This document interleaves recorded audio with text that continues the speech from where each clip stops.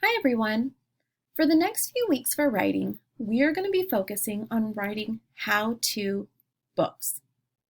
Now, before we can get started writing our own how-to books, we need to learn how to write these books.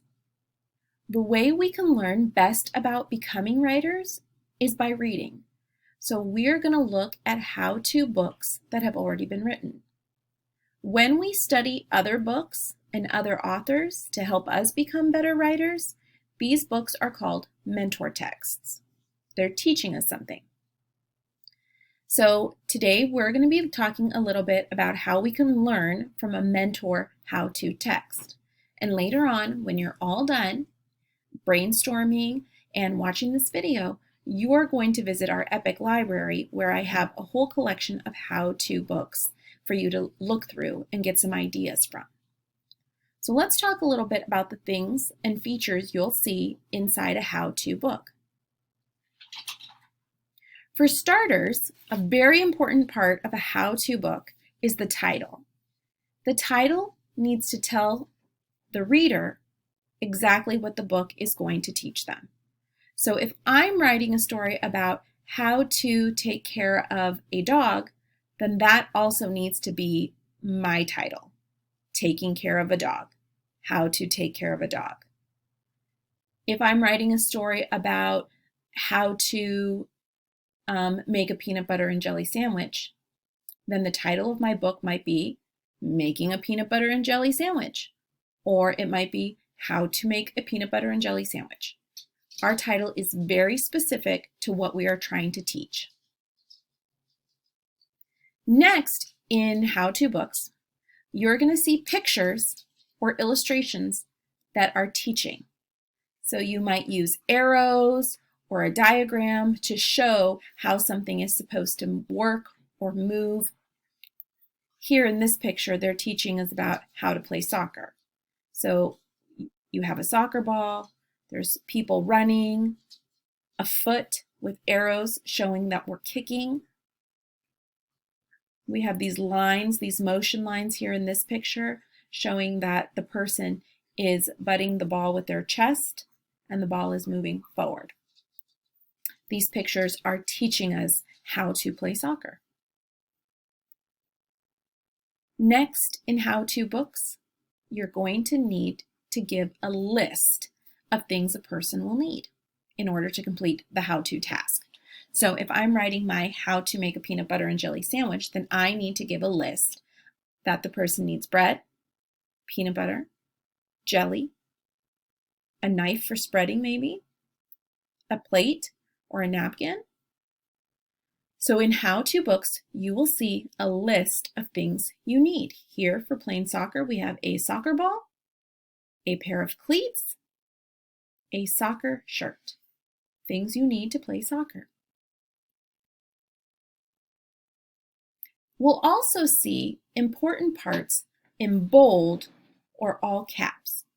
So that means in the book, the author might make the letters very dark or put them in all uppercase letters to show that that thing is very important. So this writer wrote, "It is good to dribble and pass." They put the word dribble and pass in bold to show that those are important soccer terms. Here it says, make the ball stop with your foot. That's important that you use your foot to stop the ball. And they put those all in uppercase letters.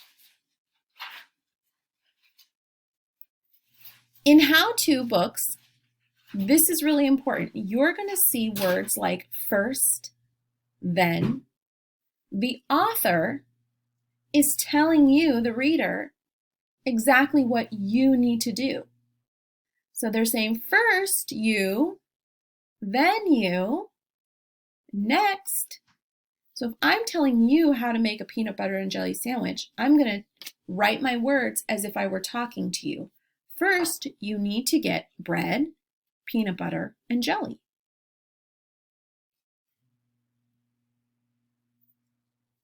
Finally, the last thing I want you looking for when you're looking at your how-to mentor texts today are warnings, suggestions, or tips.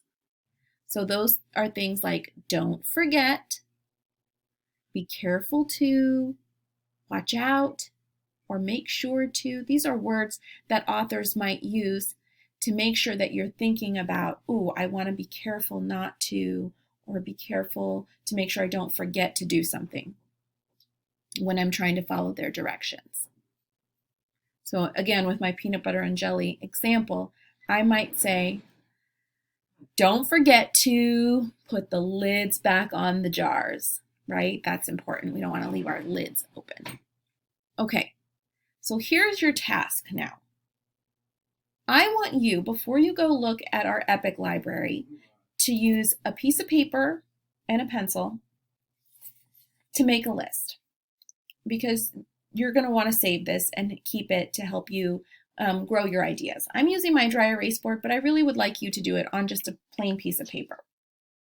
I want you to take a minute to think about things that you know how to do well. Maybe you know how to tie your shoes. Maybe you know how to take care of your pets. Maybe you can make a peanut butter and jelly sandwich. So I'm going to think really quickly, things that I know how to do. I know how to make spaghetti. So I'm going to write that down here. Make spaghetti. Now, I'm not writing this in sentences because I'm making a list. So I'm just writing a list, not full sentences. I know how to make spaghetti. I know how to tie shoes. I know how to change a baby's diaper. So I'm going to write that here too. Change a diaper. Think of things that you know how to do, that you feel confident doing, and that you feel like you're good at. Some friends, it might be how to clean your room, how to help empty the dishwasher, how to help with the laundry. So you're making a list of as many things as you can. I would suggest trying for like 4 or 5 at least. You might have a grown-up help you grow this list. You're going to save this list for the next time we do writing, because this is where you're going to start getting your ideas from. Okay, and your list is probably going to look different than mine, because maybe you're not using a stove to make spaghetti and you're probably not changing baby diapers. And maybe you do know how to tie shoes, but maybe you don't yet, and you know how to do other things. Maybe you know how to ride a 2-wheel bike, or you know how to play soccer. So think of something that you know how to do, something you are confident with, and put that on your list. And we'll save that for when we start writing later on this week. When you're done with that, go check out our EPIC library and read 1 or 2 of the how-to books that we've put in that collection. All right, go ahead and get started.